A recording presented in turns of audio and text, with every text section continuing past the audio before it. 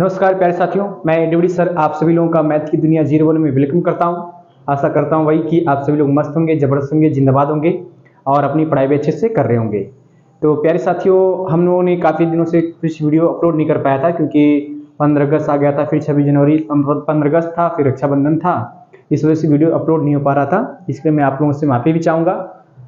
आज हम लोग वीडियो स्टार्ट करेंगे और आगे बढ़ते हुए चलेंगे, देखेंगे क्वेश्चन हमारा कौन कौन सा कह रहा है। तो साथियों, मैं आप लोगों को याद दिला दूं कि हम लोग जो है गणित के कक्षा 12वीं के चैप्टर नंबर 3 जिसका नाम था आव्यूह, इस आव्यूह में हम लोग प्रश्नावली 3.3 के ऊपर बात कर रहे थे और इसमें जो है हमने अब तक जो है प्रश्न 7 तक कवर कर लिए हैं। आप लोग जाकर के मेरे पिछले वाली वीडियो को देख सकते हैं, उसमें 7 तक जो है पूरा हर एक क्वेश्चन प्रॉपर तरीके से बताया गया होगा। आज की इस वीडियो में हम लोग केवल जो है 2 ही क्वेश्चन कवर करेंगे। एक क्वेश्चन नंबर आपका 8 रहेगा और एक 9 रहेगा। 2 क्वेश्चन को हम कवर करेंगे क्योंकि कम समय में हमें कम समय को भी ध्यान रखना है, तो कम समय में चीजों को हम अच्छा जानकारी रख पाए। बाकी आगे जो क्वेश्चन आपके पास आएंगे उसको हम लोग नेक्स्ट वीडियो में हल कर लेंगे। ठीक प्यारे बच्चों, तो मैं समय को ज्यादा इन्वेस्ट ना करते हुए अपने टॉपिक पर आता हूं और देखता हूं कि क्वेश्चन हमारा क्या कहता है। क्वेश्चन नंबर 8 है आपका और ध्यान से हम समझेंगे। क्वेश्चन 8 ये कह रहा है क्या कि आव्यूह ए बराबर में आपके पास ये कोई 2 गुणे 2 क्रम का एक आव्यूह है के लिए सत्यापित कीजिए कि 2 पॉइंट इसमें। पहला कह रहा है कि a प्लस ए डैश एक सममित आव्यूह है, दूसरा कह रहा है a माइनस ए डैश एक विषम सममित आव्यूह है। यहाँ पे 2 बातें में सिद्ध करनी है, एक सममित और एक विषम सममित। तो सममित के लिए मैं कंडीशन बता दूं आप लोगों को कि अगर किसी आव्यूह a का परिवर्त उसी आव्यूह के बराबर हो जाता है तो ये आपका सममित हो जाता है। इसकी कंडीशन आप लोग जानते हैं। अगर किसी आव्यूह का परिवर्त मतलब a डैश उसके ऋणात्मक चिन्ह के बराबर हो जाता है तो ये विषम सममित कहलाता है, विषम सममित कहलाता है। ये आप सभी लोग जानते हैं सममित और विषम सममित के लिए। तो इस वाली चीज को मुझे a प्लस ए डैश को सममित दिखाना है और a माइनस ए डैश को विषम सममित दिखाना है। तो सममित हम तभी दिखाएंगे जब a प्लस ए डैश का फिर से डैश निकालेंगे, और जब डैश निकालेंगे मतलब इसका परिवर्त निकालेंगे तो ये एकदम सेम यही आना चाहिए, तभी सममित होगा। और a माइनस ए डैश का अगर हम फिर से डैश निकालते हैं मतलब परिवर्त फिर निकालते हैं और इसकी ऋणात्मक चिन्ह के बराबर होता है तब वो आपका विषम सममित हो जाएगा, है ना। सममित विषम सममित मैं सब एक करके डिटेल में समझा दिया हूं आप लोगों को। आप सभी बच्चे पिछले वाले क्लास को जरूर देखिएगा ताकि पूरी बातें आप समझ में आए। अब मैं स्टार्ट करता हूं आपके पास, क्योंकि आपके पास a दिया है, इस a की सहायता से हम इसका परिवर्त a डैश निकाल सकते हैं। तो मैं सोल्यूशन स्टार्ट करता हूं, ध्यान रखिएगा जरा। पहले आपके पास तो दिया उसको नोट कर लिया जाए। गिवन हमारे पास कि a बराबर में बड़े कोष्टक में दे दिया है 1, पंक्ति में लिख रहा हूं 1, फिर 5 दिया है, दूसरे पंक्ति में दिया 6 और 7 दिया है। अब इसकी सहायता से हम लोग a डैश निकालेंगे तो लिखेंगे इसलिए a डैश क्या होता है भाई कि जो पंक्ति में होता है इसको हम लोग बदल देते हैं स्तंभ में। तो पंक्ति में है बदल देंगे स्तंभ में तो आएगा 1 और ये जाएगा 5, ये 1 है आपका। ये भी पंक्ति बदलेंगे स्तंभ में तो आएगा 6 और ये जाएगा 7, ए डैश मिल गया हमको। पहला पॉइंट सिद्ध करना है मुझे कि a प्लस ए डैश निकालना है, ठीक है ना, ए डैश निकालना है। तो हम इसका निकालते हैं भाई a प्लस ए डैश, तो a प्लस में ए डैश और a का मान ये दिया है, रख देंगे भाई, ये हो जाएगा 1, 5, 6 और 7, ये मिल गया a का मान। प्लस में a डैश का मान देखिए कितना दिया है, 1, 6, 5 और 7, ये हो जाएगा। इसको जोड़ेंगे, जब जोड़ेंगे तो आपके पास बराबर में कितना आएगा, 1 के साथ जुड़ेगा तो हो जाएगा 2, 6 5 हो जाएगा 11, हाई हो जाएगा 6 5 11, ये भी आएगा और ये 7 7 हो जाएगा 14।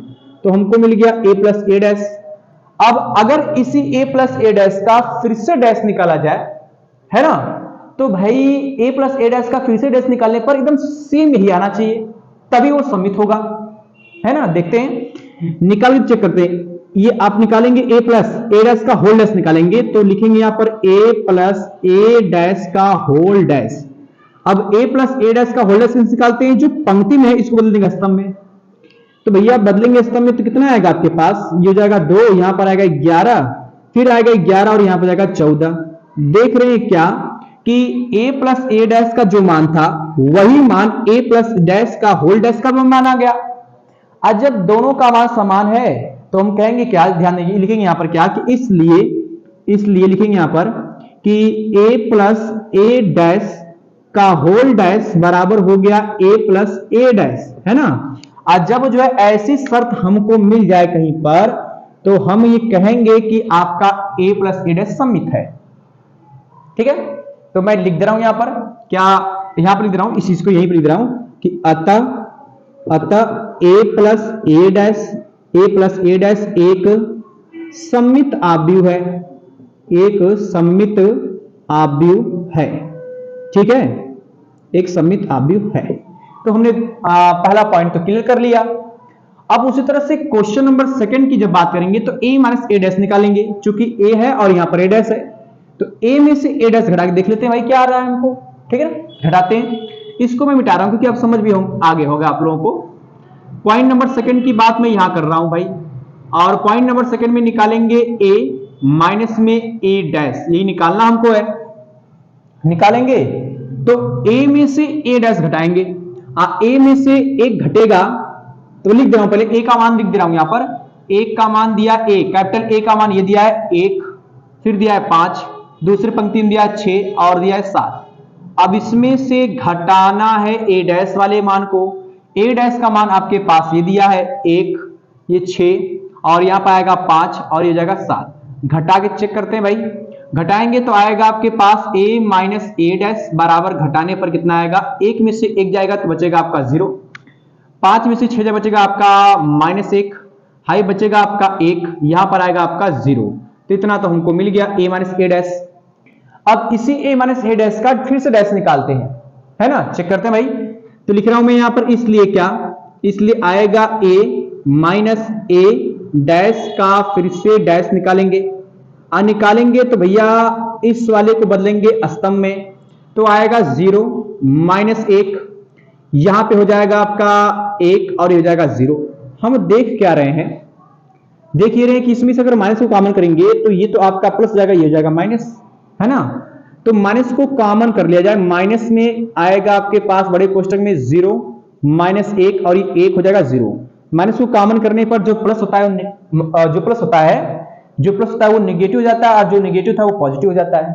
अब जरा देखिए ध्यान से, जो आपका 0 -1 1 0, ये मान आपका a माइनस ए डैश के बराबर है ना। तो लिख दो यहां पर, आएगा आपके पास क्या, इसलिए कि a माइनस ए डैश का होल डैश बराबर में आ गया -a माइनस ए डैश।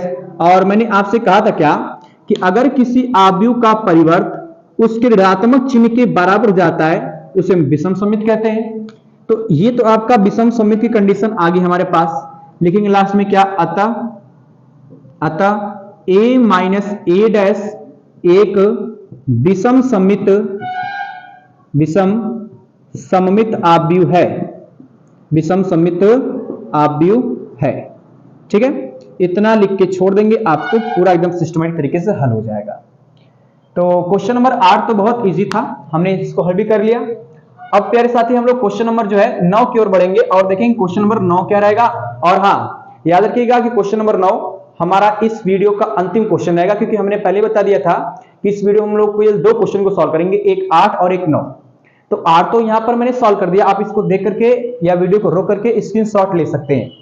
अब मैं इसको मिटाकर क्वेश्चन नंबर 9 की हम लोग बात करने जा रहे हैं। ठीक है, मैं इसको मिटाता हूं। तो प्यारे साथियों, अभी हमने क्वेश्चन नंबर जो है 8 खत्म किया, अब हमारे सामने क्वेश्चन नंबर 9 है और इस वीडियो का ये अंतिम क्वेश्चन है। तो टाइम को इन्वेस्ट ना करते हुए हम क्वेश्चन पे आते हैं और देखते हैं कि हमारा क्वेश्चन नंबर 9 क्या कहता है। क्वेश्चन नंबर 9 ये कह रहा है क्या कि यदि a बराबर कोई 3 × 3 क्रम का एक वर्ग आव्यूह है, तो कह रहा है 1/2 a प्लस ए डैश तथा 1/2 a माइनस ए डैश ज्ञात कीजिए। 2 चीज निकालना हमको यहाँ पर, एक ये और एक ये दोनों चीज निकालना है। 1/2 a प्लस ए डैश और 1/2 a माइनस ए डैश, इन दोनों चीजों को हमें निकालना है। तो दोनों में देख रहा हूं क्या कि a तो है आपका, लेकिन a डैश हमें आवश्यकता पड़ेगी दोनों में, इसमें भी इसमें भी।